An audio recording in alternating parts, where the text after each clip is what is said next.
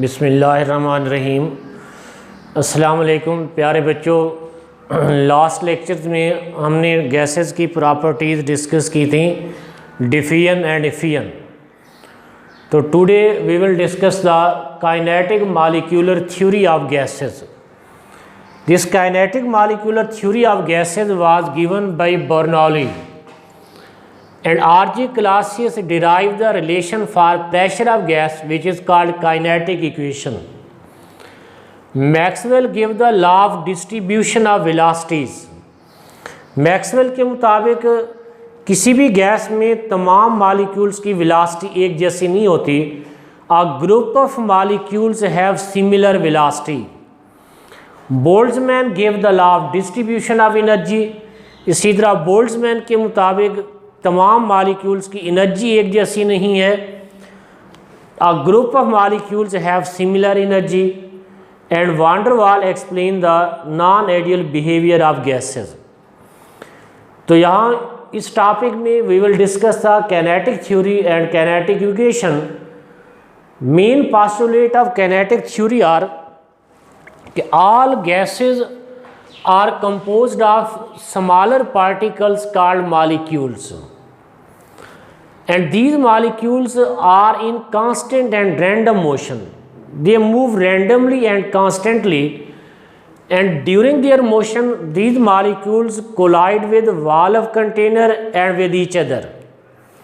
When these molecules collide with wall of container, they exert some pressure, they exert some force.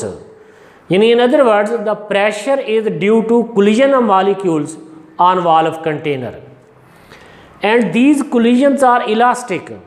Elastic collisions means the collisions in which no loss, no gain of energy take place.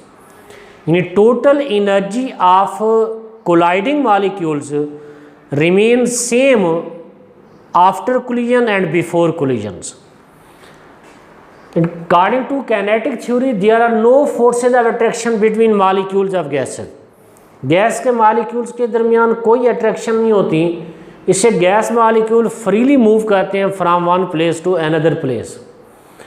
And actual volume of gas molecules is negligible as compare to total volume. मिसाल के तौर पर if you have certain amount of gas in container, gas का अपना कोई volume नहीं है। Volume of container is the volume of gas. Actual volume से मुराद है volume occupied by gas molecules. अगर इन सब मॉलिक्यूल्स को इकट्ठा कर लें तो ये तमाम मॉलिक्यूल्स इतनी सी जगह पे आ जाएंगे। ये इन मॉलिक्यूल्स का एक्चुअल वॉल्यूम है। तो ये एक्चुअल वॉल्यूम इस टोटल वॉल्यूम के मुकाबले में ना होने के बराबर है। We can neglect it. And the force of gravity has no effect on the motion of molecule. There is no effect of gravity या gravitational motion on the motion of molecule. और सबसे मेन पोस्टुलेट कि kinetic energy is directly proportional to temperature. Temperature बढ़ाने से kinetic energy बढ़ जाएगी, temperature कम करने से काइनेटिक एनर्जी कम होगी। तो इस काइनेटिक थ्योरी से आरजे क्लासियस ने प्रेशर का रिलेशन डिराइव किया, जिसे काइनेटिक इक्वेशन कहते हैं। The kinetic equation was derived by Clausius. इसके मुताबिक PV is equal to 1/3 mnc square bar. यहाँ पी रिप्रेजेंट कर रहा है प्रेशर को, V represent the volume, ये small m represent the mass of one molecule, capital N represent the total number of molecules of gas, and c square bar is mean square velocity। क्योंकि Maxwell के मुताबिक तमाम molecules की velocity एक जैसी नहीं है, इसे काइनेटिक इक्वेशन में we use the mean square velocity. Mean square velocity means कि किसी भी गैस में तमाम मॉलिक्यूल्स की वेलोसिटी के स्केयर का एवरेज मीन स्केयर वेलोसिटी कहलाता है। मीन स्केयर वेलोसिटी मीन्स या it can be defined as mean square velocity can be defined as it is the average of या arithmetical mean of square of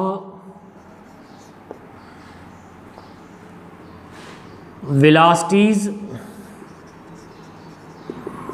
of all molecules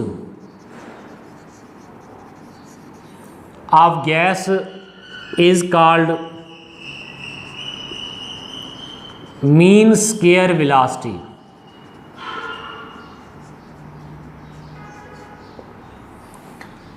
For example, if you have certain amount of gas in container, Maxwell के मुताबिक इसमें तमाम molecules की velocity एक जैसी नहीं है। A group of molecules have similar velocity. फ़र्ज़ कर लें कि इसमें N1 is the number of molecules having velocity C1, N2 is the number of molecules having velocity C2, N3 are the number of molecules having velocity C3 and so on. तो इन तमाम velocities के square का average is known as mean square velocity. इन mean square velocity C square bar is equal to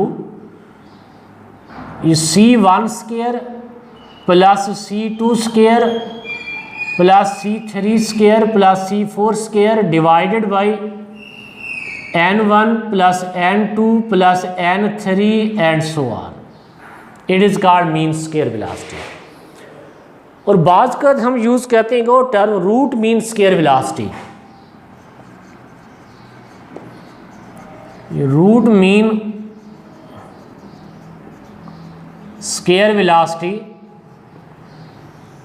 इसे CRMS से represent करते हैं कि अगर इस मीन स्केयर वेलोसिटी का जज़र ले लें, स्केयर रूट ले लें, तो it is called root mean square velocity.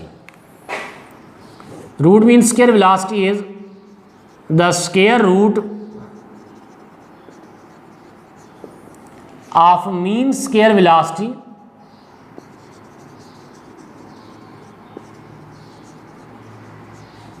is called root mean square velocity.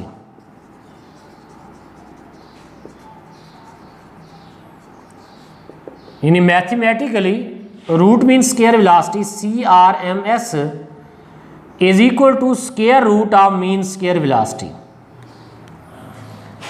अगर कैनेटिक इक्वेशन और आइडियल गैस इक्वेशन से इसका रिलेशन डिराइव करें तो root mean square velocity is equal to 3RT over M under root.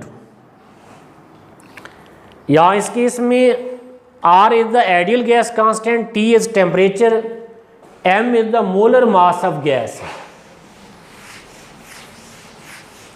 According to this equation यहाँ R ideal gas constant है, T absolute temperature, M is the molecular mass. R ideal gas constant है, इसकी value तमाम gases के लिए fix है। M molecular mass है और हर गैस का मॉलिक्यूलर मास भी कांस्टेंट होता है।